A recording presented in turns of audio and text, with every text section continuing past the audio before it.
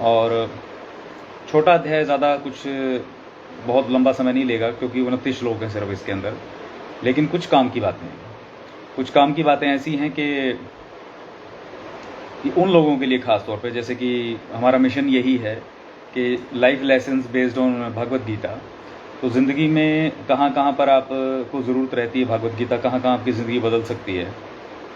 तो एक कोशिश रहती है मेरी कि जो भी कुछ काम का आपके लिए प्रैक्टिकल पॉइंट ऑफ व्यू से निकल सके वो निकालूं। इंटरप्रिटेशंस कहीं से उठा लीजिए आप किसी भी राइटर की, वो सब अपने हिसाब से लिखते हैं, लेकिन आपका दिमाग जिस चीज़ को जैसे कॉम्प्रहेंड करने के लिए तैयार होगा ना, वो वैसे ही उसको ग्रास्प करेगा। तो कहते हैं कि आँख वही देखती है जैसा आपका दिमाग उसको समझना चाहता है, जिस चीज़ के लिए आपका दिमाग तैयार है। तो अब वो सब चीज़ों को छोड़ दिया मैंने पीछे कि आपको किसकी पात्रता है किसकी नहीं है, कौन आ रहा है कौन नहीं आ रहा है, सिर्फ सुनते चलिए, ठीक है। मेन जो चीज़ मैंने कही थी कि ज़िंदगी में ऐसे मुकाम पे आप आ जाएं कि कई बार देखो एक सही और एक गलत दो रास्ते सामने पड़े हों, फिर तो ज़्यादा कोई कन्फ्यूजन नहीं होती है, इंसान को डिसीजन ही लेना होता है खाली, ठीक है। हिम्मत की बात होती है वहाँ पे, और कम फैक्टर होते हैं जो वहाँ पे समस्या क्रिएट करेंगे। ज़्यादा दिक्कत किसको आती है कि जिसके सामने 2 या 2 से ज़्यादा सही रास्ते हों।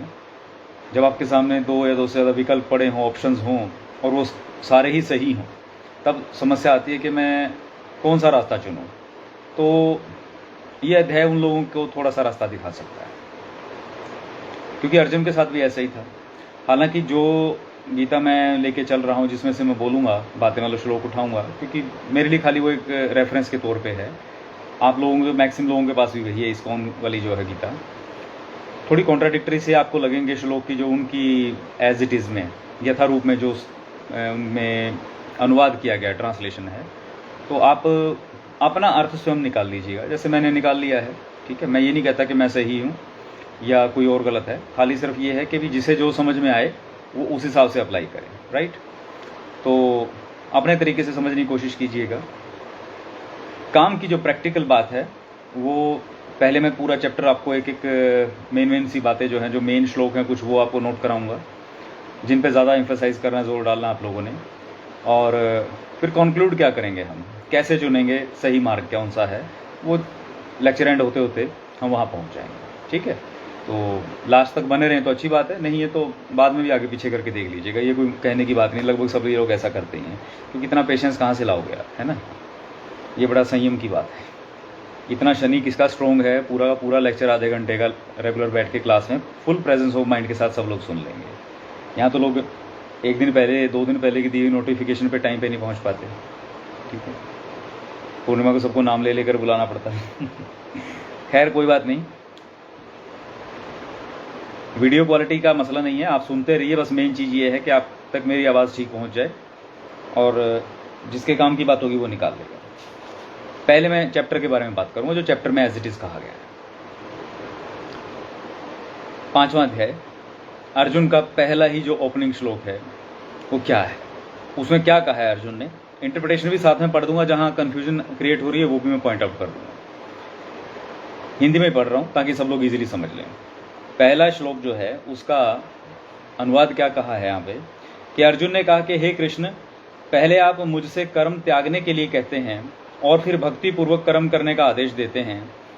क्या आप अब कृपा करके निश्चित रूप से मुझे बताएंगे कि इन दोनों में से कौन अधिक लाभप्रद है। भगवान ने कहीं पर भी, अब तक 4 अध्याय हो चुके हैं, 5वां स्टार्ट हो रहा है, भगवान ने कहीं पर भी अर्जुन को ये नहीं कहा कि तू कर्म का त्याग कर। मैं इसीलिए हमेशा बोलता हूं कि गीता का जो तत्व बोध है, जो असली मर्म है, वहां लोग चूक जाते हैं। ये रियलाइज करने की चीज है। आप इसकी अनुवाद के ऊपर जाएंगे तो अगले 2-3 श्लोक के अंदर ही समझ जाएंगे कि ये इंटरप्रिटेशन सही नहीं थी। भगवान ने कहीं नहीं कहा कि कर्म का त्याग करो। श्लोक के अंदर भी क्या बात कही है, पहला जो वर्ड है वो है ही संन्यास, संन्यासम कर्मणा। संन्यास और कर्म 2 चीजों की बात की जा रही है। अब आप समझ के चलेंगे कि संन्यास का अर्थ क्या होता है। मैं पिछले 4 अध्याय में बता चुका हूं कई बार। यहां संन्यास और कर्मयोग की बात हो रही है। अर्जुन कह रहे हैं यहाँ पर कि हे कृष्ण, आप मुझे बताइए, आपने मुझे 2 रास्ते बता दिए, एक संन्यास मार्ग बताया है, एक कर्मयोग बताया है। तो दोनों में से बेस्ट कौन सा है मेरे लिए, कौन से रास्ते पे मैं चलूं, वरना मैं तो कंफ्यूज हो गया। यही स्थिति आप लोगों के साथ बनती है। इसीलिए मैंने कहा था कि जब दो विकल्प सामने सही हों और कौन सा चुनना हो तब कंफ्यूजन होती है, तो उनके लिए अध्याय है। तो राइट इंटरप्रिटेशन क्या होगी कि संन्यास मार्ग चुनूं या कर्मयोग चुनूं। अब जिसे जो मेरे पहले के 4 अध्यायों के वीडियोस देखते आ रहे हैं, मुझे सुनते आ रहे हैं, उन्हें संन्यास का अर्थ समझ में आ चुका है। जो पहली बार सुन रहे हैं उनके लिए मैं बता देता हूं, संन्यास का अर्थ ये नहीं है कि आप बाबा जी बन गए, आपने भगवा धारण कर लिया जंगल में जाके बैठ के तपस्या करने के लिए। संन्यास का अर्थ होता है दोस्तों समन्यास, स्टेज ऑफ इक्विलिब्रियम। एक ऐसी स्थिति आपने अचीव कर ली, अब आपके लिए राग और द्वेष दोनों बराबर आ गए। जो भी व्यक्ति जिस भी देश काल परिस्थिति में रहता है, यदि उसके लिए राग और द्वेष लगभग बराबर हो गए हैं, अब ना तो किसी चीज़ में इतनी ज़्यादा उसकी इन्वॉल्वमेंट और अटैचमेंट है, कामनाएं रहेगी कि अगर ना मिले तो भाई वो विचलित हो जाता है, और ना ही इतना द्वेष रहेगा कि कोई चीज़ उससे छिन जाए या कुछ उससे अगेंस्ट बात हो जाए तो वो तिलमिला उठता है। तो समझ लो उस व्यक्ति ने राग और द्वेष को जो है बैलेंस कर लिया है। तो जो राग और द्वेष को बैलेंस स्थिति में आ जाता है, स्टेज ऑफ इक्विलिब्रियम में आ जाता है, वह समन्यास की स्थिति है, स्टेज ऑफ इक्विलिब्रियम है। बड़ी सिंपल डेफिनेशन है, ठीक है ना। इसको वो भगवाधारी सिस्टम में मत लेके चलिए। लोग महामंडलेश्वर बने बैठे हैं, बड़ी बड़ी गद्दियों में बैठे हैं, लेकिन राजनीति खत्म नहीं होती वहां पर भी। इसीलिए जो कहा है यथारूप के अंदर एक्चुअल जो तत्वबोध की बातें, शब्दों को समझिए। भगवान ने कहा इससे पहले के अध्यायों के अंदर कि समन्यास की स्थिति बहुत बढ़िया है। समन्यास किसको मिलेगा, राग द्वेष को कौन बराबर कर पाएगा, जिसे ज्ञान हो जाएगा। यानी ज्ञान योग का ही तो आउटकम है ना ये भाई, सांख्य योग जिसको ज्ञान योग कहा गया। जब आपको ज्ञान हो जाएगा तब आप समन्यास की स्थिति को प्राप्त कर सकते हो। एक तो ये रास्ता है।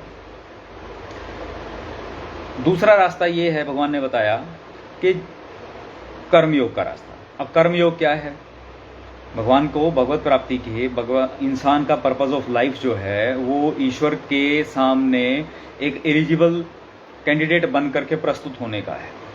कई बार पहले भी बता चुका हूँ, ठीक है ना। कैसे होगा, किस तरीके से होगा, ये भी चर्चाएं खूब हुई हैं, पुराने वीडियोस देख लेना, आगे भी चर्चा करते रहेंगे। इन शॉर्ट की बात हो रही है। तो उसके लिए वैसा ही होगा कि आपको दिल्ली पहुंचना, दिल्ली पहुंचने के आपके पास 3 रास्ते हो गए। आप बाई प्लेन जा सकते हैं, बाई ट्रेन जा सकते हैं, बाई रोड जा सकते हैं। अभी तो आप देखिए ना कि आप किस रास्ते से बेहतर तरीके से जा सकते हैं। यहां पहले और बाद वाला मसला नहीं है। जिस मार्ग को आप बेहतर तरीके से निभा सकें, जिस जिम्मेदारी को, क्योंकि मार्ग पे चलना एक जिम्मेदारी होती है, जिस रास्ते पर आप बेहतर परफॉर्म कर सकें, जिस मार्ग को चुन करके आप अपनी जिम्मेदारी बेहतर तरीके से निभा सकें, कम भटकाव आपको लगे आपके लिए हो रहा है, तो वही मार्ग सबसे बढ़िया होता है। पहुंचेंगे तो सारे दिल्ली।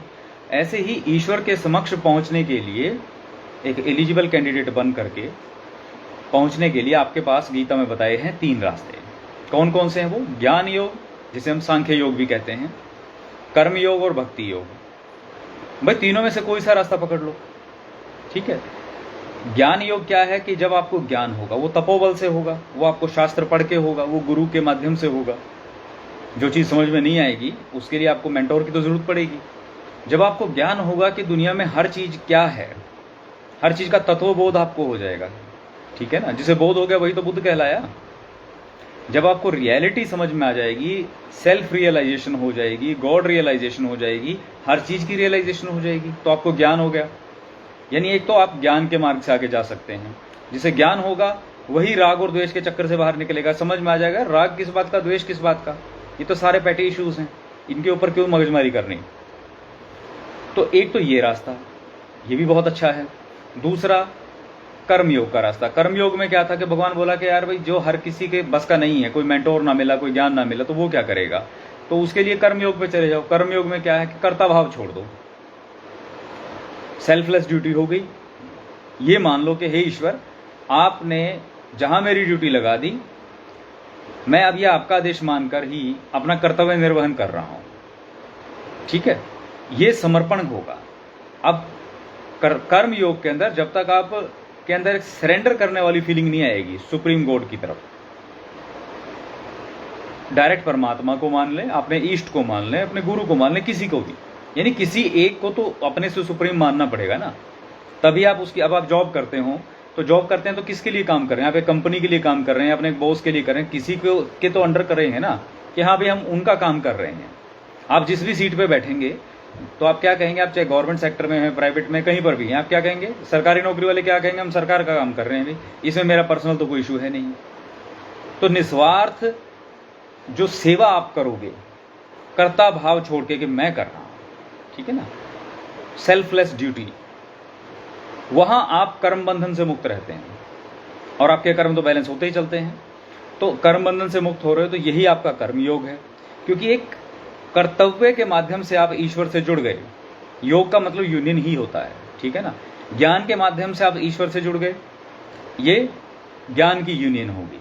कर्म के माध्यम से जुड़ गए, ठीक है, वो कर्म की यूनियन होगी, तभी वो ज्ञान योग, कर्म योग। और तीसरा स्टेज आती है कि भाई ऐसी भी स्थिति बनती है कि हाँ भाई मेरे बस का काम नहीं है जी, ना तो मेरे को कोई मेंटोर मिला, ना इतना कोई ज्ञान मेरे पास है, ना मेरे से शास्त्र पढ़े जाते, ठीक है, और करने के लिए भी कुछ ऐसा नहीं है कि मैं बहुत कुछ कर सकूं, क्योंकि करने के लिए तो फील्ड होना चाहिए ना, वो इतना एम्बिशन भी तो होना चाहिए, कुछ करने के लिए आप उतारू हों कि संसार में ईश्वर की इस व्यवस्था के अंदर कुछ अपना योगदान दें। बहुत सारे ऐसे लोग हैं जो कहेंगे नहीं यार हमसे नहीं होता, हम तो बस भक्ति कर सकते हैं। लेकिन भक्ति का अर्थ क्या है? भक्ति का अर्थ लोगों ने वो भी गलत तरीके से ले लिया। भक्ति का अर्थ ये भी ढोल की चिमटे उठाए और अपना हो गए शुरू कीर्तन करने भगवान के, ये भक्ति थोड़ी ना है। भक्ति का तो स्तर बहुत बड़ा है, भाव की भक्ति, अपने इष्ट के प्रति इतना समर्पित हो गए कि हर जगह आपका, हर चीज के अंदर आपको वही दिखते हैं, आप उनसे कम्युनिकेट करना स्टार्ट कर देते हैं। वो कोई इल्यूजन या हैंगओवर नहीं है, ये तो स्पिरिचुअल एंटरटेनमेंट चल रहे हैं, आप जहां कहीं भी देख रहे हैं, ठीक है ना। कहीं कृष्ण भक्ति के नाम पे, कहीं किसी और आयोजन में, कहीं माता का जगराता है, कहीं कुछ और हो रहा है, वहां हो क्या रहा आप सबको मालूम ही है। वो भक्ति नहीं है, वो स्पिरिचुअल एंटरटेनमेंट है, ठीक है ना। साधारण मनुष्य हर जगह एंटरटेनमेंट खोजता है, मनोरंजन, मन जहां उसका रमे, जहां उसको मन को आनंद आए। वो सब भटके हुए लोग हैं, वो चाहे अमीर हो, गरीब हो, कोई भी हो, जो मनोरंजन के जाल में फंस गया वो समझ लो गया राहु और शुक्र में। ये आडंबर है सिर्फ, ठीक है ना। ईश्वर के मार्ग पे चलने के लिए किसी आडंबर की जरूरत नहीं है। ये बिल्कुल वैसा ही है। बहुत सिंपल तरीके से बताऊं, आपको कोई कॉम्पिटिटिव एग्जाम क्लियर करना हो तो आप चाहे कहीं से भी पढ़ करके, कोई भी किताबें उठा करके, चाहे अपने कमरे में अकेले बैठ करके आप तैयारी कर लीजिए। कहीं नहीं लिखा इस चीज का कि आपको किसी टॉप के इंस्टीट्यूट में जाकर के ही, वही हाई प्रोफाइल माहौल में बैठ करके ही आप एग्जाम क्लियर कर सकते हैं। अगर ऐसा होता तो हर एक इंस्टीट्यूट के बच्चे सिलेक्ट होते और खुद अपनी मेहनत वाला तो कोई होता ही ना। मूल बात को समझिए, आपका पर्पस ऑफ लाइफ क्या है। जब तक आपको वो क्लैरिटी नहीं होगी, आपको अपना, आपका रोल क्या है, आपका गोल क्या है, ये सेल्फ रियलाइजेशन आपको नहीं होगी, किसकी व्यवस्था में आप बैठे हैं, उस ईश्वर को आप नहीं जानेंगे, समझेंगे, तो बाकी सब चीजें हैंगओवर हैं और कुछ नहीं। और ये सारे आपके जो डाउट्स हैं जिंदगी के, उनको क्लियर करने के लिए भगवान ने इतना अच्छा ग्रंथ आपको दे रखा है, भागवत गीता। पढ़ें और समझें, इसका अर्थ निकालने का प्रयास करें। तो पहला ही जो श्लोक है उसके अंदर गड़बड़ कर दी गई थी कि क्या कह दिया कि अर्जुन ने कहा कि भाई आप मुझे कर्म त्यागने के लिए कहते हैं। भगवान ने नहीं कहा कर्म त्यागने के लिए, भगवान ने कहा कि भाई संन्यास मार्ग है, यानी ज्ञान मार्ग के बाद जो संन्यास की स्टेज आती है, संन्यास यानी कि स्टेज ऑफ इक्विलिब्रियम, या तो वो चुनो भाई या कर्म योग चुनो।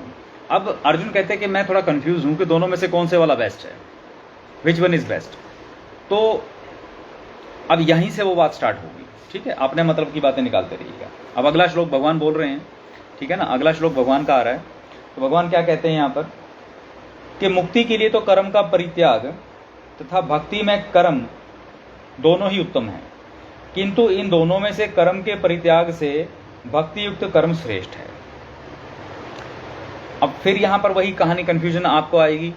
संस्कृत में आप पढ़ेंगे, आपको वहां वर्ड संन्यास मिलेगा, हिंदी में आपको बोल देंगे कर्म का परित्याग है। यहां कंफ्यूज नहीं होना, आप जहां संन्यास देखें समझ लीजिएगा भगवान क्या बात कर रहे हैं, राइट। तो दोनों ही मार्ग उत्तम है, ठीक है। अब इसमें भी अगर थोड़ी कंफ्यूजन किसी को है, वो तीसरे श्लोक में पहुंच जाए, वहां सारी क्लैरिटी दे दी भगवान ने। सुनना ध्यान से कि जो पुरुष न तो कर्म फलों से घृणा करता है, न कर्म फल की इच्छा करता है, वह नित्य सन्यासी बन जाता है। भाई ना तो उसकी अटैचमेंट रही, ना डिटैचमेंट रही, ना वो नफरत कर रहा है, ना वो प्रेम कर रहा है, बैलेंस स्टेट हो गई ना। अब हो गया, वही तो नित्य सन्यासी हुआ जो मैंने डेफिनेशन समझाई आपको। तो हे महाबाहु अर्जुन, ऐसा मनुष्य समस्त द्वंद्वों से रहित होकर भव बंधन को पार कर पूर्णतया मुक्त हो जाता है। जो आदमी स्टेज ऑफ इक्विलिब्रियम को अचीव कर लेगा, राग द्वेष से मुक्त हो गया, तो कर्मों के बंधन उसके ऊपर आ ही नहीं सकते। क्यों? क्योंकि हर एक चीज में जब वो बैलेंस स्टेट में रहेगा तो तेरी मेरी का चक्कर ही नहीं रहा भाई। कर्म बंधन बंधेगा नहीं, कर्म के फलों को वो अपने ऊपर नहीं लेगा, तो फ्री है। फ्री होएगा तो अपने आप निकलता चला जाएगा। आपको बांधता कौन है इस संसार में? बांधता कौन है? ये दो रस्सियां बांधती हैं, एक राग और एक द्वेष की। ठीक है, ये राग के जरिए ही वो सब आता है जो पहले मैंने बता रखा है, फिर रिपीट कर दूं। कौन आता है? काम आता है, लोभ आता है, मोह आता है, मद आता है। ठीक है ना, ये राग में आ गए सारी चीजें। और जब इनमें व्यवधान पड़ता है तो फिर द्वेष जागृत होता है। ठीक है, और जब द्वेष जागृत होगा तो उसका आउटकम निकल के आता है क्रोध। वो आपकी सारी जो जीवन ऊर्जा है वो क्रोध के रूप में खत्म, आप आगे जाने लायक रहे ही नहीं। तो इसलिए जो व्यक्ति समभाव में रहेगा वो व्यक्ति पूर्णतया मुक्त रहेगा। आपको कोई फर्क ही नहीं यार, सारे बराबर हैं। छोटा हो, बड़ा हो, अमीर हो, गरीब हो, ना किसी को जरूर से स्पेशल आप अटेंशन ऐसे दे रहे हैं कि भेदभाव आपको खुद भी लगे, कोई दूसरा भी नोटिस करे। आपके लिए सब बराबर हैं और सबसे अच्छे से मिल रहे हैं, तो हो गए आप तो सन्यासी, कोई बर्डन ही नहीं, और सबके प्रिय भी हो जाएंगे, सब लोग खुश भी होंगे आपसे। आगे चौथे श्लोक में भगवान कितनी बात कह रहे हैं कि अज्ञानी ही, जो अज्ञानी है यानी जिसे ज्ञान नहीं है, अज्ञानी को मूर्ख ना समझिए, शब्दों का समझिए। वो कह रहे हैं अज्ञानी ही कर्मयोग को भौतिक जगत के विश्लेषणात्मक अध्ययन यानी कि ज्ञान योग, सांख्य योग यानी एनालिसिस करता है। जो व्यक्ति जिसे ज्ञान होगा वही करेगा ना, उससे अलग समझता है। यानी जो अज्ञानी व्यक्ति है वही कर्म योग और संन्यास योग को अलग समझता है, ज्ञान योग को अलग समझता है। जो वस्तुतः ज्ञानी है वे कहते हैं कि जो इनमें से किसी एक मार्ग का भली भांति अनुसरण करता है वह दोनों के फल प्राप्त कर लेता है। अब आगे ना क्लैरिटी देखो, यहाँ पे कोई कंफ्यूजन ही नहीं है। दोनों में से तुम किसी मार्ग पे चल पड़ो, चाहे ज्ञान योग पे चल पड़ो, चाहे तुम कर्म योग के मार्ग पे चल पड़ो, ऑटोमेटिकली पहुंचोगे वहीं जो शुरू में मैंने बोला था। बाई प्लेन जाओ, बाई रोड जाओ, बाई ट्रेन जाओ, पहुंचोगे दिल्ली। कोई कंफ्यूजन नहीं है, बहुत सिंपल सी बात है। 5वें श्लोक में कहते हैं कि जो यह जानता है कि विश्लेषणात्मक अध्ययन यानी कि ज्ञान योग, सांख्य योग द्वारा प्राप्य स्थान भक्ति द्वारा भी प्राप्त किया जा सकता है, और इस तरह जो सांख्य योग तथा भक्ति योग को एक समान देखता है वही वस्तुओं को यथारूप में देखता है। एक एक बात क्लैरिटी के साथ आ रही है। ज्ञान योग को कर्म योग के कर लो चाहे भक्ति योग कर लो, सब एक समान है। दिल्ली पहुंचना आपका लक्ष्य है, आप किसी मार्ग से पहुंचिए, और इससे आप इतराएंगे नहीं कि यार मैं तो बाई प्लेन जा रहा हूं, दूसरा बाई ट्रेन आ रहा है ना। आप इस बात पे नहीं इतराएंगे कि भाई मैं तो शताब्दी में जा रहा हूं, वो बाई रोड आ रहा है, कोई सरकारी बस में आ रहा है ना। सब उसी तरफ जब जा रहे हैं, सब उसी दिशा के यात्री हैं, आप सबको समान भाव में देखेंगे कि ठीक है यार, ठीक है, वो मेरा यार दोस्त रिश्तेदार वो बाई रोड आ रहा है, मैं बाई ट्रेन जा रहा हूँ, वो बाई प्लेन आ रहा है, हम सब वहीं मिलेंगे, वहीं पहुंचेंगे। कोई अंतर पड़ेगा ही नहीं है, समभाव आ चुका है। ठीक है ना, ये बात है।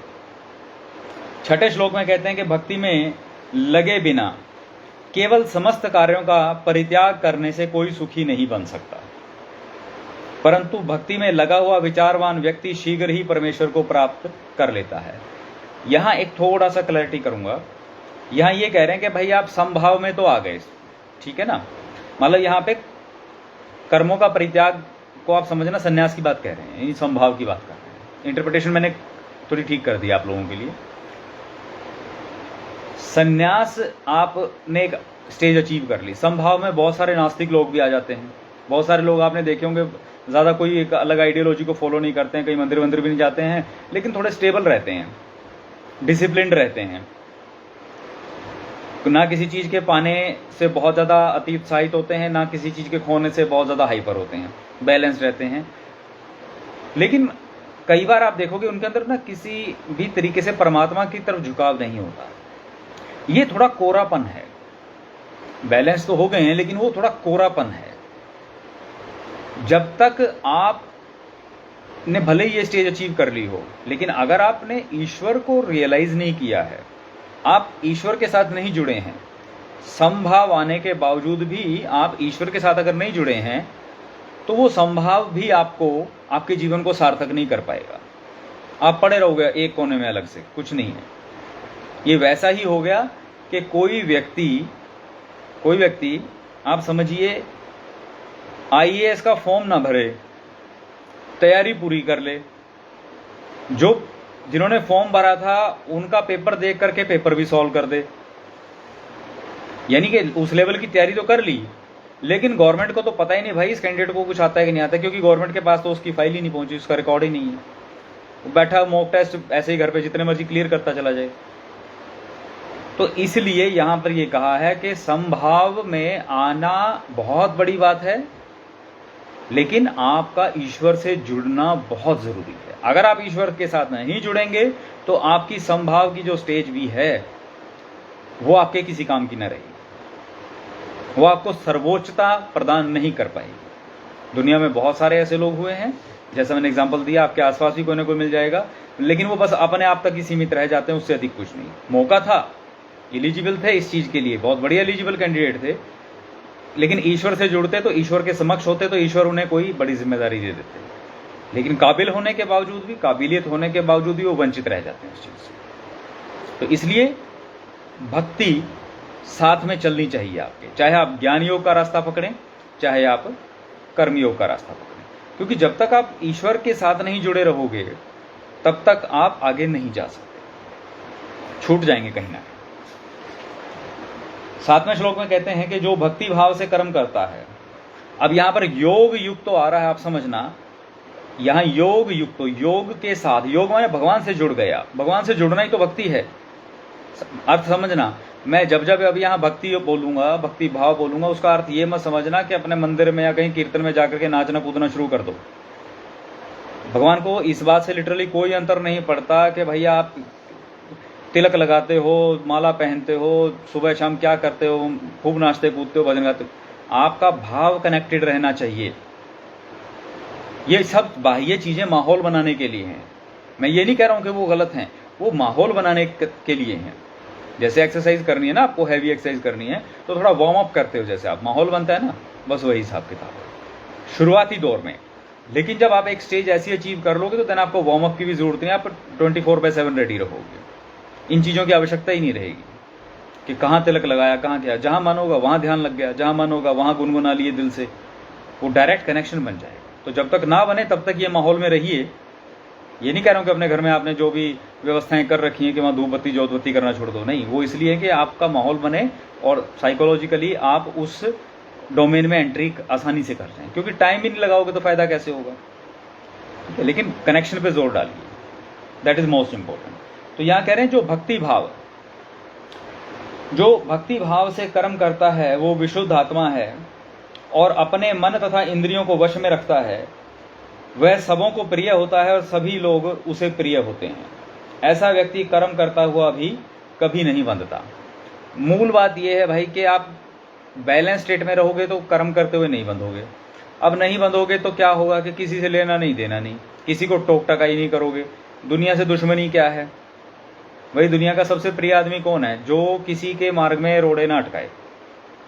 आप अपने परिवार के अंदर ले लो, किसी को टोको ना फिजूल में, ठीक है। आपसे कुछ वो पूछे तो हाँ मैं सलाह दे दी, जहां जरूरी लगा ठीक से कह दिया। एक बढ़िया सी बैलेंस सी प्रसन्नचित्त टोन के अंदर रहोगे तो धीरे धीरे ग्रेजुअली आप हमेशा वैसे ही सबके प्रिय हो जाओगे। ना किसी की चाटुकारिता हो रही है, ना चापलूसी हो रही है, किसी की नजरों में नहीं खटक रहे हो। ऑटोमेटिकली आपका व्यवहार कितना बढ़िया होता चला जाएगा। कोई रीजन ही नहीं मिलेगा लोगों को आपके अंदर कोई खोट ढूंढने का, ठीक है ना। तो ऐसा इसलिए कहा गया कि आप सबके प्रिय हो जाएंगे और आपको तो सब प्रिय लगेंगे। सबको सब प्रिय लगने का मतलब यहां पर ये है नहीं कि आपको अटैचमेंट होगी, तो उसका अर्थ है कि आपको किसी से द्वेष ना रहा, सब बराबर है। अब श्लोक नंबर 8 और 9 के अंदर थोड़ा सा ध्यान से समझिएगा। यहां पर कई सारी बातें कही गई हैं, उनको मैं एक ही लाइन के अंदर बोल दूंगा, आप समझ लेना अपने अपने उसके अंदर कि जो भी इस शरीर के माध्यम से आप डिफरेंट फंक्शंस करते हैं, वो जब आपको सेल्फ रियलाइजेशन हो जाती है तो उसके बाद ये आपके कर्म खाते में नहीं जुड़ते। जब तक आप इस शरीर के साथ ऐसे जुड़े हैं कि हाँ ये शरीर मैं ही हूं, तब तक, जब तक ये भाव रहेगा, तब तक इस शरीर द्वारा किए गए सारे कर्म भी आपके हैं। ठीक। और जब आपको ये समझ में आ जाएगा कि यह देह तो एक साधन मात्र है और इस साधन ने जो कर्म करना है वो इस साधन के डिफरेंट फंक्शंस हैं, वो करेगा ही। इस साधन के अंदर, इस शरीर के अंदर मैं एक एनर्जी हूं। अगर आप ये फीलिंग लेकर के चलेंगे और बॉडी को एक साधन मानेंगे, तो इस शरीर द्वारा निष्पादित किए जाने वाले सभी कर्मों के बंधनों से आप मुक्त रहेंगे, क्योंकि आपका कंट्रोल इतना जबरदस्त रहेगा कि यह साधन गलत कर्म करेगा ही नहीं। आप गाड़ी चला रहे हैं, आप बढ़िया एक्सपर्ट हो गए, आपको पता है कि आपका काम क्या है, इस गाड़ी का काम क्या है। अब आपने सिर्फ स्टीयरिंग संभालना और गाड़ी चल रही है अपने हिसाब से, आपका अपने लक्ष्य पे, सड़क पे ध्यान है। अब गाड़ी का कौन सा पुर्जा कैसे घूम रहा है, कौन क्या कर रहा है, उस चीज की मगजमारी आपको थोड़ी ना करनी है। ठीक है। अगर आपका ध्यान अपने काम के ऊपर है तो यह गाड़ी रूपी जो शरीर, जो साधन है, ये अपना काम सुचारू रूप से करता रहेगा। ठीक है। लेकिन कहीं आपने उस गाड़ी पे बैठ करके खुद को ही गाड़ी वाला पावरफुल हाथी समझ लिया, तो वही होगा फिर वो जो आजकल के नौजवान बच्चे करते फिरते हैं, क्या वो गाड़ियों पे स्टंट मारते फिरते हैं, है ना। ज्यादा पावरफुल गाड़ी आ गई, ये स्टंट, वो स्टंट, यहाँ घुमा, वो घुमा। जैसे जैसे साधन बदलेगा तो वो साधन के साथ जुड़ करके वो स्वयं को वही समझना शुरू कर देंगे। फर्क समझना, डिफरेंशिएट करना है, यह शरीर साधन है। ठीक है। जो आपको दिया गया है आपके जीवन को सार्थक करने के लिए, जीवन युगी यात्रा में आगे बढ़ने के लिए, खुद को इससे सदैव अलग मान के चलना है। इतनी छोटी सी बात जिसके समझ में आ जाएगी, आधा गीता ज्ञान तो उसको वहीं पे हो गया। किसी बात का गुमान ही नहीं रहेगा, अहंकार किस बात का। जल्दी से पढ़ देता हूं, इनमें 2 श्लोक में क्या कहा गया है। कहते हैं कि दिव्य भावनामृत युक्त पुरुष देखते, सुनते, स्पर्श करते, सूंघते, खाते, चलते फिरते, सोते, श्वास लेते हुए भी अपने अंतर में सदैव यही जानता रहता है कि वास्तव में वह कुछ भी नहीं करता। बोलते, त्यागते, ग्रहण करते या आंखें खोलते बंद करते हुए भी वह यह जानता रहता है कि भौतिक इंद्रियां अपने अपने विषयों में प्रवृत्त हैं और वह इन सब से पृथक है, यानी कि अलग है। तो इन शॉर्ट अब आपको समझ में आ गया होगा कि bodily functions are not your karma. जो आपके खाते में नहीं जुड़ने वाले, वो बॉडी के फंक्शंस है, वो करती रहेगी। खुद को उससे पृथक मानिए।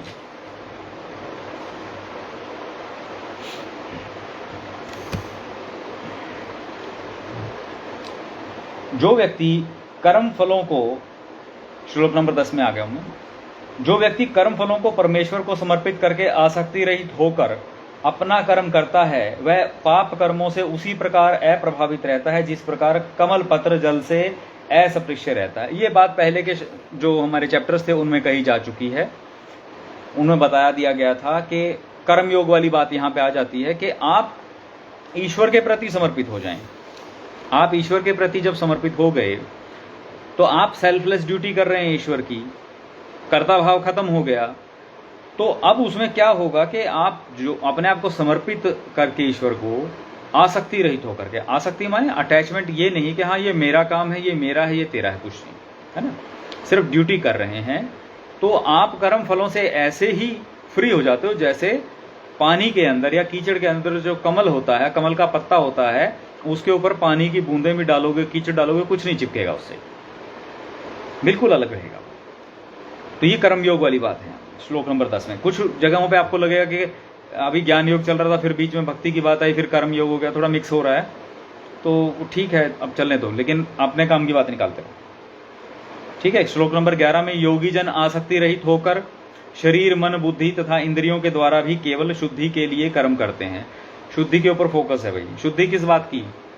जब आप आसक्ति रहित हो जाओगे तो शुद्धि किस बात की कर रहे हो? अपने विचारों की शुद्धि कर रहे हो।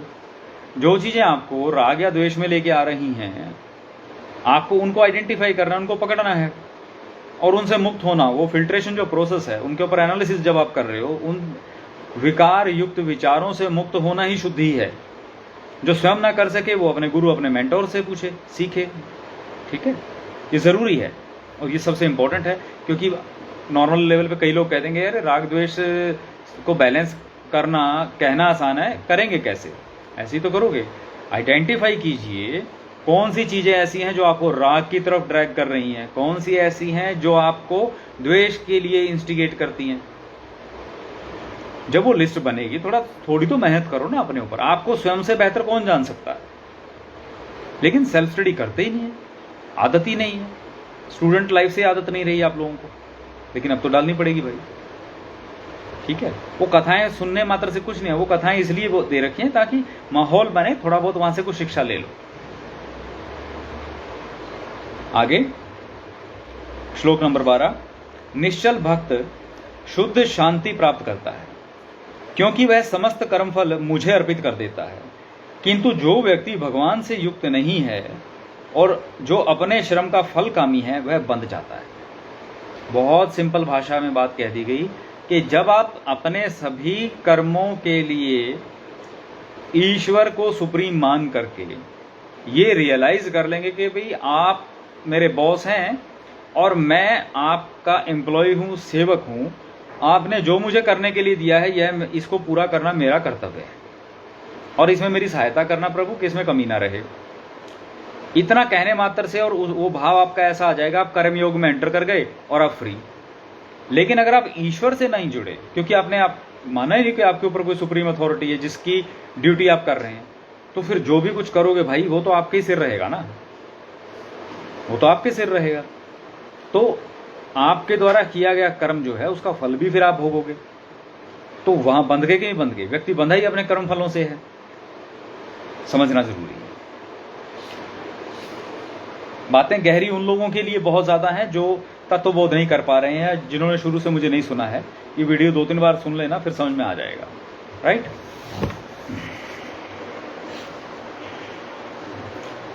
आगे 13वां श्लोक है।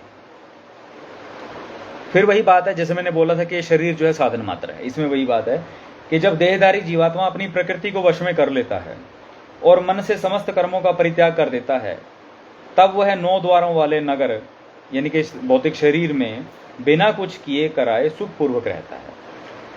ये शरीर जो है हमारा, ये साधन है और इसके 9 द्वार हैं। ठीक है ना, 9 द्वार हैं। आप इंटरप्रिटेशन में दे रखे हैं, सब काउंट कर लेंगे। 2 आंखें और ये 2 हमारे नॉस्ट्रिल्स हो गए, मुंह हो गया, 2 कान हो गए, अपना सब चीजें आ जाएंगी। काउंट करोगे ना, सब हो जाएगी। वो टेक्निकलिटी नहीं है, मुद्दा इतना सा है कि भैया ये शरीर आपका साधन है। जिस दिन आपको रियलाइजेशन होगी ये शरीर मात्र मेरा साधन है, मुझे जो अपने कर्तव्यों की पूर्ति करनी है उसके लिए मुझे मिला है। आपने कोई यात्रा पे आप कहीं जा रहे हैं, आपके पास कोई गाड़ी है, कौन सी ब्रांड की गाड़ी है, कौन सा मॉडल है, कोई फर्क नहीं पड़ता यार। सिर्फ मेरे लिए मेरी यात्रा, मेरी जर्नी मैटर करती है, आपको कोई अंतर नहीं पड़ेगा। ठीक है ना। तो आप उस गाड़ी के अटैचमेंट, डिटैचमेंट, राग द्वेष सबसे फ्री हो जाओगे। यहां सिर्फ मेन बात ये कही, अपनी प्रकृति समझना जरूरी हो गया ना कि आप कौन हैं, किस लिए आए हैं, क्या करने के लिए आए हैं, क्यों आगे बढ़ रहे हैं, और इस देह का, ये जैसी भी देह ईश्वर ने आपको दी है उसका क्या रोल है। ठीक है, सड़क पे 50 तरह की अलग अलग गाड़ियां मिलती हैं। कोई ट्रैक्टर में है, कोई ट्रक में है, कोई कार में है, कोई स्पोर्ट्स कार में है। ट्रैक्टर वाला खेत में जो काम ट्रैक्टर कर देगा वहां स्पोर्ट्स कार लैम्बोर्गिनी नहीं करेगी, चाहे 4 करोड़ की आती हो। समझने की जरूरत है आप लोगों को। ठीक है, वो भी एक साधन है, वो भी एक वाहन है। पानी में जो काम कश्ती बोट कर देगी वहां पर ट्रक नहीं करेगा, वहां ट्रैक्टर नहीं करेगा। हर एक शरीर का, एक साधन का, जीवन में जो भी और भी कोई साधन आपको मिलते हैं, हर एक का अपना एक रोल होता है। उसको अंडरस्टैंड करना जरूरी है अपनी प्रकृति, अपने गोल के हिसाब से।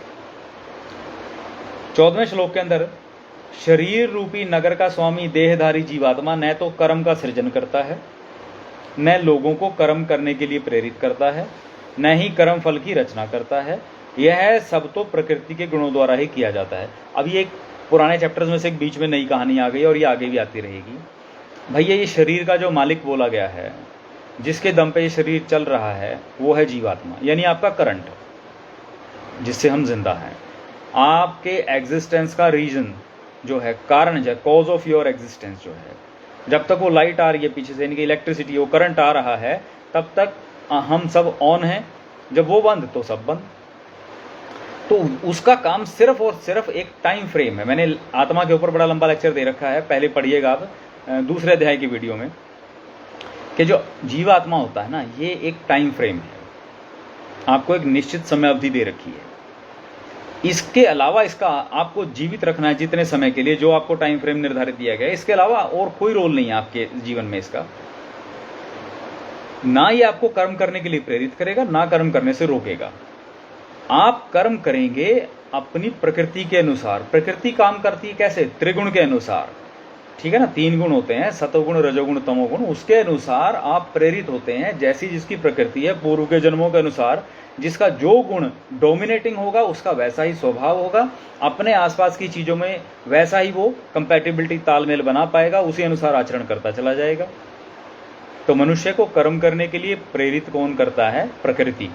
इसीलिए आपको पहले अपनी प्रकृति समझनी है, अपने त्रिगुण को समझना है, क्योंकि जब तक आप इन्हें नहीं समझोगे, अपनी प्रकृति को नहीं समझोगे, इनसे ऊपर उठ ही नहीं सकते। भगवान ने क्लियर कर बता रखा है, क्लियर कट के भी, मनुष्य जीवन का पर्पस ऑफ लाइफ सबसे मेन यही है, त्रिगुण से ऊपर उठना। अब आप अपने त्रिगुण को समझोगे ही नहीं कि कौन कितने कंटेंट में कितने लेवल पे है, तो उससे ऊपर कैसे उठ जाओगे? ठीक है ना, आगे डिस्कस होंगे आगे के चैप्टर्स में, पहले भी मैंने बोल रखी हैं बातें। 15वें श्लोक में कह रहे हैं कि परमेश्वर न तो किसी के पापों को ग्रहण करता है न पुण्यों को। बहुत बार ये बात मैंने बताई है, फिर से सुन लो। परमेश्वर न तो किसी के पापों को ग्रहण करता है ना किसी के पुण्यों को, किंतु सारे देहधारी जीव उस अज्ञान के कारण मोहग्रस्त रहते हैं जो उनके वास्तविक ज्ञान को आच्छादित किए रहता है। भाई भगवान को कोई लेना देना नहीं है इस चीज से, आप अपने जीवन में क्या कर रहे हैं। ये एक बहुत बड़ा ब्लंडर रहता है लोगों के दिमाग में कि ईश्वर की इच्छा के बिना तो यहाँ पत्ता भी नहीं हिलता। जो अव्यवस्थाएं कहीं जीवन में आपको दिख रही होती हैं वो बड़ी व्यवस्था का हिस्सा हो सकती है, लेकिन आप अपने जीवन में जो सुख दुख भोग रहे हो वो आप अपने कर्मों की वजह से भोग रहे हो। कोई चीज आपको समझ में नहीं आ रही है तो वो आपकी खुद की इनकम्पिटेंसी है, इनकैपेबिलिटी है, कि हमारी स्वयं की अक्षमता है कि भी हम कोई कॉन्सेप्ट नहीं समझ पा रहे हैं। इसमें कॉन्सेप्ट का खोट नहीं है। क्लास में टीचर आपको कोई चीज समझा रहा है, 40 बच्चे बैठे हैं, किसी को वो चीज पहली बार में बढ़िया से समझ में आ गई, किसी को ABC भी पढ़ लेनी पड़ी उसकी। तो इसका अर्थ ये नहीं कि टीचर की कमी है या उस कॉन्सेप्ट की कमी है। यहां लोगों का खेल उल्टा है। अगर कोई पासा उल्टा पड़ जाए तो वो भगवान को दोष देंगे। भगवान को आपके ना अच्छे कर्मों से मतलब है ना बुरे कर्मों से। उन्होंने एक व्यवस्था बना रखी है, इस पे लेक्चर दे चुका हूं मैं पहले, बाद में फिर बात करेंगे। लेकिन आप सभी मनुष्य जो हैं वो अज्ञान है, माया का जो अज्ञान है, पर्दा है, वो दिमाग पे पड़ा हुआ है, वो इल्यूजन है, जिसकी वजह से वो मोहग्रस्त रहते हैं। मोह रहेगा तभी तो राग और द्वेष रहेगा, वो उसी में उलझे रहते हैं। अब ज्ञान जिस दिन आपको होगा, जैसे सूर्य के आगे अगर बादल आ जाए तो सूर्य ढक जाता है, और जैसे ही वो बादल हटेगा तो सूर्य की रोशनी सब कुछ जगमग कर देगी। तो ऐसे ही जिस दिन ये अज्ञान का पर्दा हटता है, ज्ञान चक्षु खुल जाते हैं आप लोगों के, सारी क्लैरिटी आ जाती है।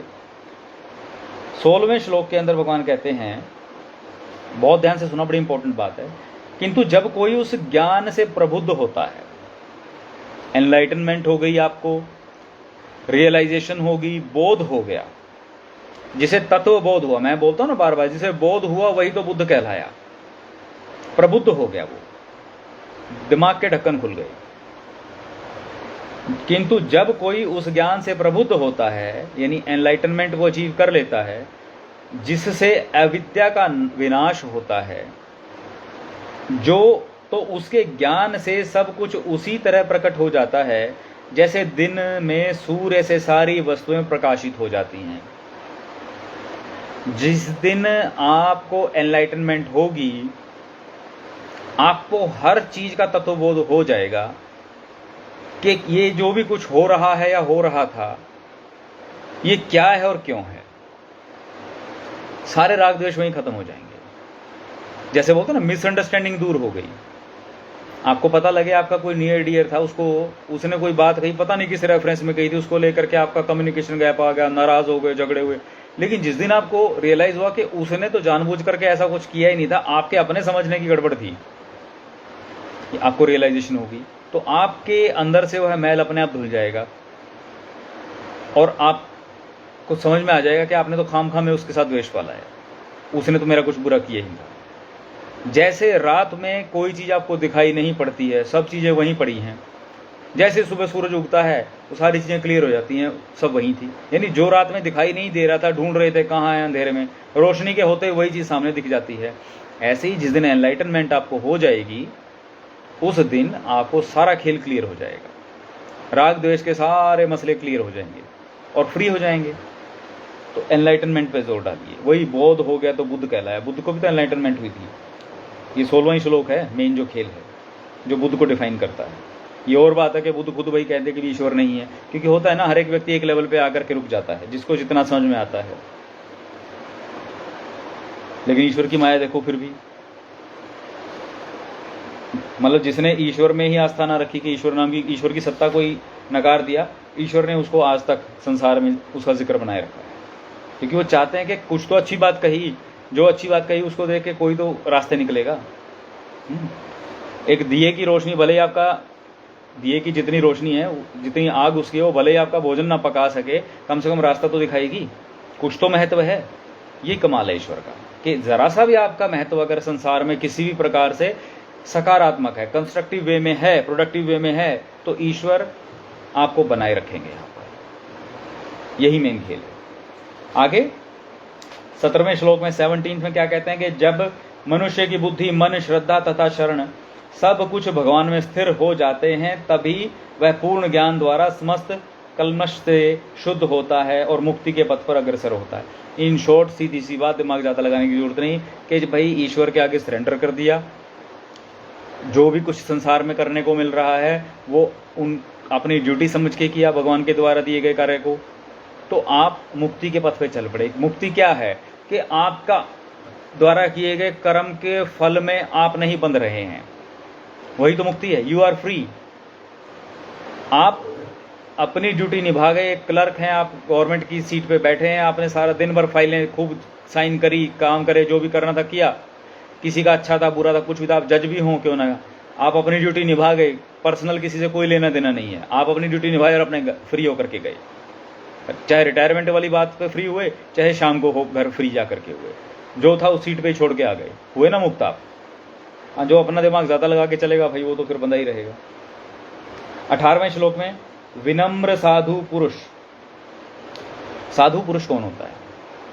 विनम्र साधु पुरुष अपने वास्तविक ज्ञान के कारण एक विद्वान तथा विनीत ब्राह्मण, गाय, हाथी, कुत्ता तथा चांडाल को समान दृष्टि से देखते हैं, यानी कि समभाव से देखते हैं। इसमें थोड़ी कंफ्यूजन ना हो उसके लिए बताऊंगा। साधु पुरुष कौन है? पहली बात तो साधु पुरुष का अर्थ ये नहीं कि बाबा जी जो आ गए। हमारे देश में ये बड़ी समस्या रही है कि साधु का अर्थ ये समझ के चल पड़ते हैं जिसने सन्यासी साधु मतलब सब वो भगवान धारण किया वो हो गया ना। हर वह व्यक्ति साधु है जो प्रसन्नचित्त रहता है, ठीक है ना, जो प्रसन्नचित्त रहता है, ग्रेटिट्यूड से भरा रहता है, हर चीज का आभार व्यक्त करता है, ईश्वर का आभार व्यक्त करता है कि ईश्वर की इतनी बढ़िया व्यवस्था है, देखो ना, ये हर चीज जो है हर चीज में ईश्वर का वास है, प्रसन्न रहेगा उस चीज से, साधुवाद रहेगा उसके अंदर स्वभाव में ही, तो वो साधु पुरुष है। विनीत है, विनम्र है, तो कहा ना कि वो सब में सबको समभाव से देखता है। वो विद्वान, विनीत, ब्राह्मण हो, गाय, हाथी, कुत्ता, मतलब ब्राह्मण हो या चांडाल हो, वो सबको समान दृष्टि देखेगा। अब इसका अर्थ गलत मत लेना, ठीक है ना, गाय, हाथी, कुत्ता सबको समान दृष्टि देखता है, इसका अर्थ भैया ये मत लेना कि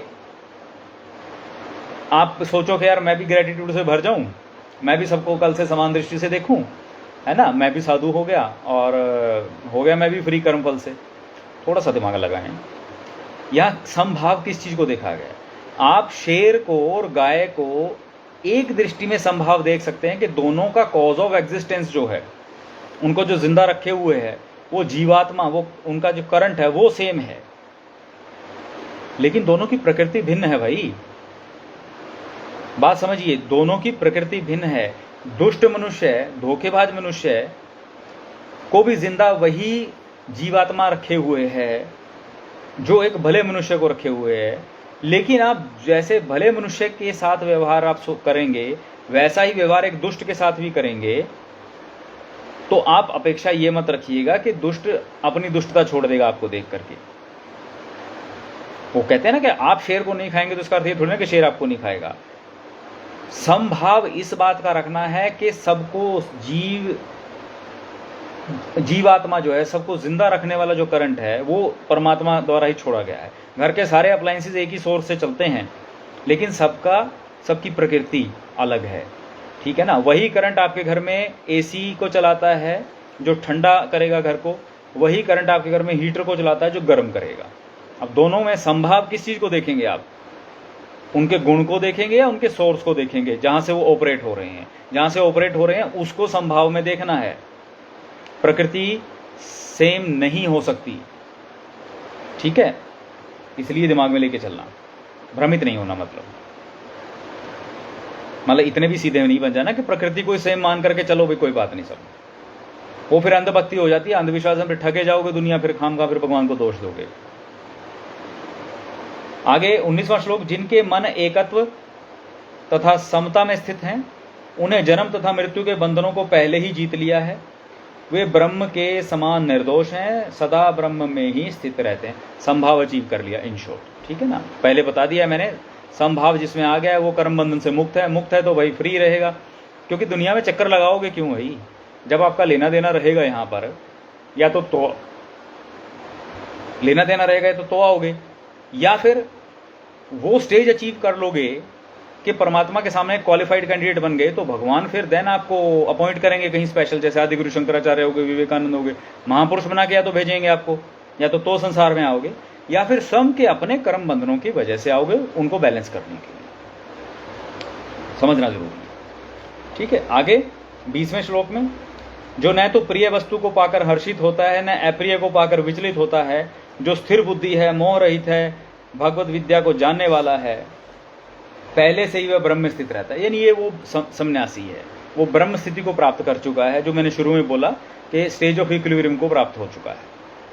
ना तो किसी चीज को प्राप्त करके ओवर एक्साइटेड हो रहा है, ना उसके खोने से ज्यादा विचलित हो रहा है, एग्रेसिव हो रहा है, तो वो समभाव में रहता है और प्रसन्नचित रहता है, भगवान को जानने वाला है, स्वयं को जानने वाला है। तो ये ऐसे लोग भगवान को प्रिय होते हैं, क्योंकि असली कैंडिडेट ही यही है भाई। ऐसा मुक्त पुरुष वो फ्री रहते हैं हमेशा, क्योंकि कर्म बंधन से फ्री है भाई, जहां मर्जी निकल जाएं।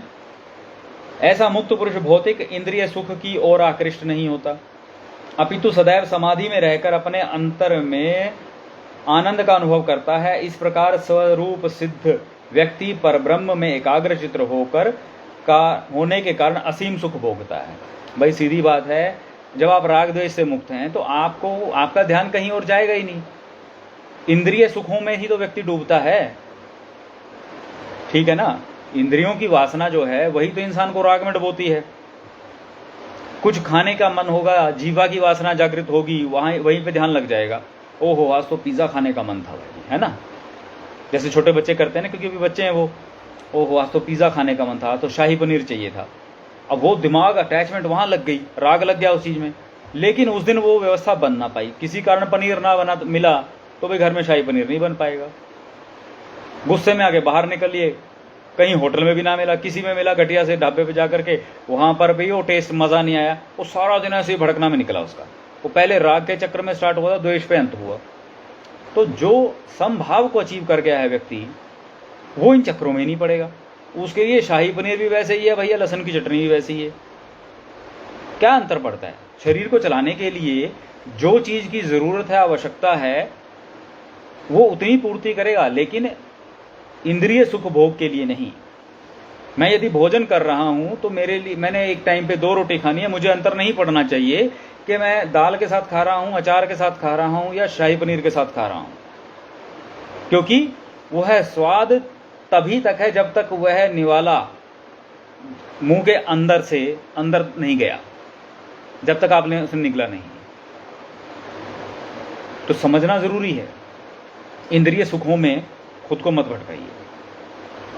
कोशिश कीजिए, जिसने इतना कंट्रोल करना शुरू किया, ये शुरुआती सब्जेक्ट है, वो वही आगे निकल पाएगा। बुद्धिमान मनुष्य दुख के कारणों में भाग नहीं लेता, जो कि भौतिक इंद्रियों के संसर्ग से उत्पन्न होते हैं।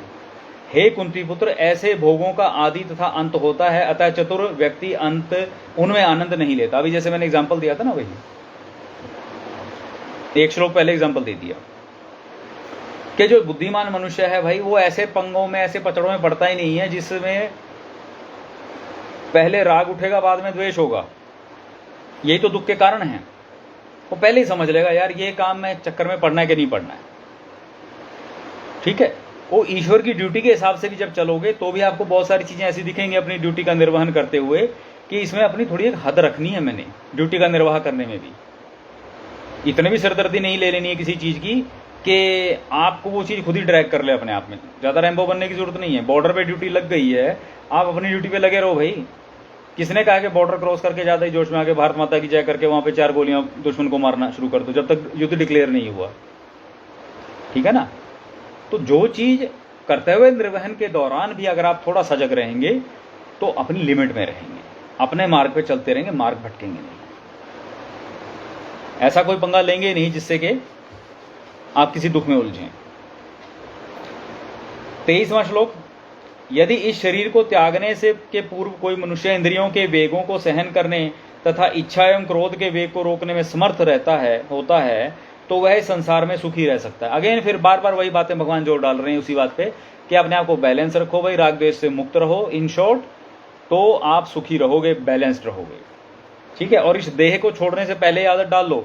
मैं बार बार बोलता हूं ये बात क्योंकि जब तक ये मनुष्य देह आपके पास है आप अपने कर्मों को बैलेंस कर सकते हो। एक बार ये देह गई आप कुछ नहीं कर सकते जब तक अगला शरीर नहीं मिलता मनुष्य का। वो बीच की 2-3 स्टेजेस हैं आपकी। आप बिना शरीर के घूम सकते रहोगे कहीं एज अ पनिशमेंट के तौर पे, या अभी आगे कोई नंबर ही नहीं मिला। दूसरा, मनुष्य के अलावा जो मर्जी शरीर आपको मिले, किसी भी और क्रिएचर का, मच्छर बन जाओ, छिपकली बन जाओ, कुत्ता, गाय, भैंस, कुछ बन जाओ, चाहे शेर बन जाओ, जो मनुष्य के अलावा जो भी देह मिलेगी केवल कर्म फल भोगने के लिए मिलेगी। कर्म फल बैलेंस नहीं कर सकते। केवल मनुष्य देह ही ऐसी मिलती है जिसमें आप अपने कर्म फलों को बैलेंस कर सकते हो, देवत्व को प्राप्त हो सकते हो। इसीलिए मनुष्य देह सबसे दुर्लभ है, सबसे अमूल्य है। मैं तो समझिए इसका। 24वां श्लोक, बस 4-5 और रह के जल्दी फ्री करता हूं फिर आपको। 24वां, जो अंतःकरण में सुख का अनुभव करता है, जो कर्मठ है, अंतःकरण में ही रमण करता है तथा जिसका लक्ष्य अंतर्मुखी होता है, वह सचमुच पूर्ण योगी है। वह परब्रह्म में मुक्ति पाता है, अंततो गत्वा ब्रह्म को प्राप्त होता है। आपकी सेल्फ इंट्रोस्पेक्शन है, अपने अंतःकरण में देखिए, अंदरूनी तौर पे आप एनालिसिस करिए, क्यों है आप दुनिया में, क्या है, खुद का रोल देखिए, खुद को रियलाइज कीजिए, ईश्वर को रियलाइज कीजिए। और वो जब चीजें रियलाइज होंगी तो बाह्य जो आपको दिख रहा है ये सब कुछ, वो सब कुछ आपको जो भ्रमित करने वाला सामान है दुनिया में भरा पड़ा धड़ाधड़, उससे आपको कोई अंतर नहीं पड़ेगा। आप अपने मन में प्रसन्न रहेंगे। बहुत छोटा एग्जाम्पल देता हूँ। आप यात्रा कर रहे हैं, आप गाड़ी चला रहे हैं, आप अपने घर से निकले हैं दिल्ली जाने के लिए, रास्ते में दुनिया भर के जो मर्जी रोड साइड पे अच्छे या बुरे दृश्य हों, अगर आप अंतर्मुखी, आपके अंदर में वो चीज चल रहा है, आपका अपना अंदर का गूगल मैप खुला हुआ है, आपको सिर्फ और सिर्फ आपका लक्ष्य दिखाई दे रहा है दिल्ली का, आप ना तो खराब दृश्यों से प्रभावित होंगे ना अच्छे दृश्यों से प्रभावित होंगे। आप अपने अंतःकरण में प्रसन्न रहेंगे क्योंकि आपका दिल्ली पहुंचने का कारण आपको क्लियर होगा कि आप उधर क्यों जा रहे हैं। तो अंतर्मुखी होना बहुत जरूरी है मनुष्य का, अपने लक्ष्य को समझते हुए। और यही तो समाधि की अवस्था है, एक स्टेज है जिसमें आप स्टेबल बैठे हुए हैं। जो लोग संशय से उत्पन्न होने वाले द्वैत से परे हैं, भाई डाउट आएगा, ड्युअलिटी आएगी, ठीक है ना। डाउट किस बात का, ड्युअलिटी किस बात की, क्लैरिटी है तो दिमाग घूमने का मतलब ही नहीं। जो लोग संशय से उत्पन्न होने वाले द्वैत से परे हैं, जिनके मन आत्म साक्षात्कार में रत हैं, यानी सेल्फ रियलाइजेशन में लगे हुए हैं, जो समस्त जीवों के कल्याण कार्य करने में सदैव व्यस्त रहते हैं, समस्त जीवों के लिए, जो भी जीव संसार में हैं, हर एक के लिए कल्याणकारी कार्य में आप लगे हुए हैं, अपने स्तर पे जो भी कल्याण कर सको भाई। जो समस्त पापों से रहित हैं, वे ब्रह्म निर्वाण यानी मुक्ति को प्राप्त होते हैं, क्योंकि कर्म बंधन आपके ऊपर कोई रहा नहीं। आप मनुष्य जीवन को सार्थक करते जा रहे हैं। आप लोगों को तो मेडल मिलेंगे, स्टार लगेंगे, क्यों? क्योंकि आपने अपनी ड्यूटी को बहुत बेहतर तरीके से परफॉर्म किया है। 26वां श्लोक, जो क्रोध तथा समस्त भौतिक इच्छाओं से रहित है, जो स्वरूप सिद्ध आत्म संयमी हैं और संसिद्धि के लिए निरंतर प्रयास करते हैं, उनकी मुक्ति निकट भविष्य में सुनिश्चित है। भाई अपना देखो, क्रोध को बचाओ। क्रोध को बचाने का रास्ता मैंने बोल दिया। क्रोध से आपकी एनर्जी वेस्ट होती है, ठीक है। क्रोध से बचना है तो अपने जो 4 विकार हैं उनको बैलेंस रखिए, काम, लोभ, मोह, मद, ठीक है। इनमें कोई व्यवधान मत आने दो, आपको क्रोध से आपको मुक्ति मिलेगी, क्रोध आएगा ही नहीं। और भौतिक इच्छाओं से रहित हैं। भौतिक इच्छाओं से रहित का मतलब भौतिक इच्छाओं में अटैच्ड नहीं है। अब भाई साधन चाहिए तो चाहिए, है ना। आपको कुछ काम करना है, आपको जिन जिन चीज़ों की आवश्यकता है आपके जीवन के लक्ष्य को पूरा करने के लिए, जिस साधन की आपको ज़रूरत है जीवन यात्रा में, आप उसको अर्जित कीजिए, उसे लेके आइए, ठीक है ना। लेकिन इसका अर्थ ये नहीं कि उसी में आप अपने आप को सारा दिन घुमाते रहें। अपना दिमाग वहाँ मत लगा के रखिए, उन्हें केवल साधन मान के चलिए। भौतिक वस्तुओं को साधन मान करके उनको अर्जित करें, उनकी इच्छा इसलिए ना करके चलें कि उनसे सुख भोग करना है। फिर आप फ्री हैं, यानी क्रोध भी ना हुआ और अटैचमेंट भी ना रही, मस्त रहेंगे, कोई दिक्कत ही नहीं। आगे 27 और 28वां श्लोक बहुत इंपॉर्टेंट है। मेडिटेट करने के लिए भगवान ने रास्ता बताया है। शांत कैसे रहें, बैलेंस्ड रहने के लिए एक एक्सरसाइज भगवान ने बताई है। मेडिटेशन के लिए बहुत सारे लोग पूछते हैं कि मेडिटेट कैसे करें। बहुत से सिंपल तरीके हैं, यहीं से निकले हैं सारे, मैंने भी बहुत बार आपको बताया है। तो अपने आप को संयमित बैलेंस स्टेट में लाने का भगवान ने 2 श्लोक में, श्लोक नंबर 27, 28 में बताया है। अपने अपने हिसाब से अनुवाद पढ़ लेना, मैं आपको फिर समझा देता हूँ कि ध्यान यहाँ भगवान ने क्या बोला है। समस्त इंद्रिय विषयों को बाहर करके, दृष्टि को भौहों के मध्य में केंद्रित करके, प्राण तथा अपान वायु को नथुनों के भीतर रोक कर, इस तरह मन, इंद्रियों तथा बुद्धि को वश में करके जो मोक्ष को लक्ष्य बनाता है, वह योगी इच्छा, भय तथा क्रोध से रहित हो जाता है। जो निरंतर इस अवस्था में रहता है वह अवश्य ही मुक्त है। अब ये 2 श्लोक में भगवान ने सारा सार बोल दिया मेडिटेशन का, मुक्ति का, मोक्ष का। ये जितना सुनने में सिंपल लग रहा है, सच में है भी सिंपल, अगर आप सिंपल तरीके से चलें, इसको ज़्यादा कॉम्प्लेक्स ना बनाएं, ठीक है। मेडिटेशन के ऊपर हम लोगों ने बहुत सारे प्रोग्राम करे हुए हैं, लेक्चर्स भी दे रखे हैं। जिसको ना समझ में आए ना कि ये क्या बात है, उसमें पूरी डिटेल हमने बता रखी हैं, वो पुराने वीडियोस देख लो या अपना जो मेडिटेशन प्रोग्राम हम चलाते हैं वो ज्वाइन कर लो, ठीक है। ताकि ये चीज़ें प्रैक्टिस में आप लेके आ सकें। कहने के लिए तो बड़ा सिंपल सी चीज़ आ गई, इंद्रिय विषयों को बाहर कर दो। इंद्रिय विषय कौन है? आपको मालूम है आपकी समस्त इंद्रियां कहाँ कहाँ पर किस किस वासना से जुड़ी हुई हैं, उनको सब बाहर निकाल दो, छोड़ दो उन चीज़ों को, ठीक है ना। उसके बाद दृष्टि को भौहों के मध्य में केंद्रित करो। ये होती हैं आपकी आईब्रोज, जिनको भौहें बोलते हैं। इनके मध्य में यहाँ केंद्रित करो, जहां पर नाक ऊपर आकर के जुड़ती है, नासाग्र। नाक के अंदर अब नॉर्मली हम सांस लेते हैं और छोड़ते हैं तो हमें पता लगता है, ठीक है। लेकिन जब ऐसी स्थिति में जब बैठोगे मेडिटेट करने के लिए, तो इतने आराम से सांस आना चाहिए कि ना तो सांस आने का पता लगे ना जाने का पता लगे, ठीक है। इनहेल और एक्सेल हो रहा है वो पता ही नहीं लग रहा, इतने बैलेंस स्टेट में इतने आराम से चल रहे हैं। तो प्राण तथा अपान वायु को नथनों के भीतर रोककर, सांस रोकी नहीं है, वो इतनी स्टेबल हो गई कि आने जाने का पता ही नहीं लग रहा। ये मैटर ऑफ प्रैक्टिस है, करवाते हैं हम लोग, होता है बहुत ईजी। एक बार होना शुरू हो गया, यही तो वो चीज़ मैं बोलता हूँ, जिसने इस पर मास्टरी कर ली वो फिर चाहे मेट्रो में बैठा हो, चाहे बस में बैठा हो, चाहे अपने घर में बैठा हो या आश्रम में बैठा हो, कहीं बैठेगा वहीं ध्यान लग जाएगा उसका। सारा रहस्य इन 2 श्लोक में है। जो स्वयं कर सके करे, नहीं तो अपने गुरु से सीखे, ठीक है ना। गुरु नहीं है तो वे हमारे पास आ जाएं। इंद्रियों तथा बुद्धि को वश में करके, इंद्रियों को वश में कैसे करोगे, बुद्धि को वश में कैसे करोगे, सारा वही प्रैक्टिस है कि इंद्रियां अपने विषयों में ना जाएं, विचार ही ना आए। हर एक इंद्रिय क्योंकि दौड़ेगी ना अपने अपने, क्योंकि मन के तो यही घोड़े हैं।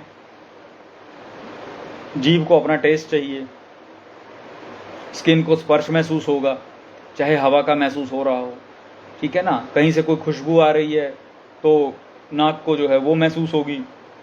इन चीज़ों को वश में करोगे तो कोई अंतर ना पड़े, ताकि उन्हें बाहर की चीज़ें थोड़ी ना रुकेंगी, वो तो रहेंगी अपनी जगह। आप हवा बह रही है उसे रोकोगे थोड़ी ना, लेकिन स्वयं को तो इतना मजबूत बना सकते हो कि वो आपको अपने साथ ड्रैग ना कर ले, उद्वेलित ना करे।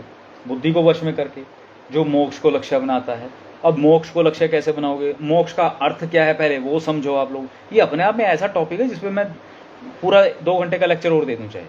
इसलिए मैंने बोला ये मेडिटेशन का, मोक्ष का, निर्वाण का जो मसला है, इसको आप प्रॉपर तरीके से या तो अपने गुरु से समझें या कोई हमारा मेडिटेशन प्रोग्राम ज्वाइन करेंगे तब आपको समझ में आएगा, क्योंकि वो फिर 5-7 दिन चलने वाले प्रोग्राम होते हैं, फिर लंबे लेक्चर्स होते हैं, आपको क्लैरिटी तब आती है। लेकिन रास्ता यही है, इन 2 श्लोकों को बार बार समझने की कोशिश करना। उसके बाद 29वां श्लोक लास्ट है, वे कहते हैं कि मुझे समस्त यज्ञों तथा तपस्याओं का परम भोक्ता, समस्त लोकों तथा देवताओं का परमेश्वर एवं समस्त जीवों का उपकारी एवं हितैषी जानकर मेरे भावनामृत से पूर्ण पुरुष भौतिक सुखों दुखों से शांति लाभ करता है। मतलब भगवान को सुप्रीम मान लो भाई, ठीक है, उनसे ऊपर कुछ नहीं है। जो भी किया जा रहा है संसार में उन्हीं के निमित्त हमने कर दिया, चाहे तपस्याएं की या कुछ और किए, उत्तम कर्म किए, जैसा भी किए, सब उन्हीं को समर्पित करके आप फ्री हो जाओ, ठीक है। तो सांसारिक दुख आपको फिर पीड़ा नहीं देंगे, आप जीवन को सार्थक करने के मार्ग पे आगे निकल जाओगे। तो ये तो था पूरा 5वां अध्याय। अब लास्ट में अगेन फिर उसी बात के ऊपर कि जब 2 विकल्प सही आपके सामने पड़े हों तो कैसे चुनोगे। बीच में हालांकि बता चुका हूँ, फिर से एक बार रिपीट कर देता हूँ। जब कभी जिंदगी में आपको लगे कि 2 विकल्प सामने हैं, दोनों सही हैं, कौन सा चुनूं, तो भैया ये देखना कि दोनों में से बेहतर परफॉर्म किस में कर सकते हो। Find a reason to move ahead, एक स्ट्रॉन्ग कारण ढूंढ लेना आगे बढ़ने का।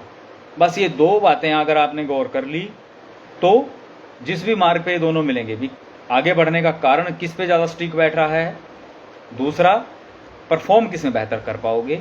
बाकी सारी चीज़ें नगण्य हैं, छोड़ दो, सारी बातें नेग्लिजिबल हैं, कोई रिग्रेट होगा ही नहीं लाइफ में। और जो करो वो अपनी ड्यूटी समझ के करो, ईश्वर के काम को कर रहे हो, ईश्वर ने ड्यूटी लगाई है इसलिए कर रहे हैं। बैलेंस स्टेट को अचीव करने के लिए करो, अपने गुरु के मार्गदर्शन में जीवन में आगे बढ़ते चलो, अपने मेंटोर्स ढूंढो, जहाँ से सीखने को मिले अच्छी बातें सीखते रहो, और अपने जो life lesson based on Bhagavad Gita चल रहा है भाई, इनको ज्वाइन करो। हमारा व्हाट्सएप ग्रुप बना हुआ है, उसे ज्वाइन कर लो। लाइव सेशन चलते रहेंगे ऐसे ही फेसबुक पे, व्हाट्सएप पे, और जो एक्टिव वॉलेंटियर्स रहेंगे जो गीता ज्ञान को आगे बढ़ाएंगे, उनसे मैं बता चुका हूँ महीने में 2 बार मैं जूम पे इंटरेक्ट किया करूँगा। ये केवल जो एक्टिव वॉलेंटियर्स रहेंगे उनके लिए है, ठीक है। बाकी हाँ, जिन्होंने सिर्फ सुनना है, लेक्चर सुनने का ही जिनका था पर्पज़, वो ऐसे सुनते रहें, और कुछ नहीं तो भाई आगे शेयर करते रहो, अच्छी बात है। कहीं तो अपना योगदान दो ज्ञान में, ठीक है। बस आज का लेक्चर यहीं अंत करता हूँ, और आगे जल्दी मिलते हैं अगले अध्याय में। और कोशिश करना नेक्स्ट अध्याय जब भी आए उससे पहले उसको थोड़ा प्री रीड जरूर करके आइएगा।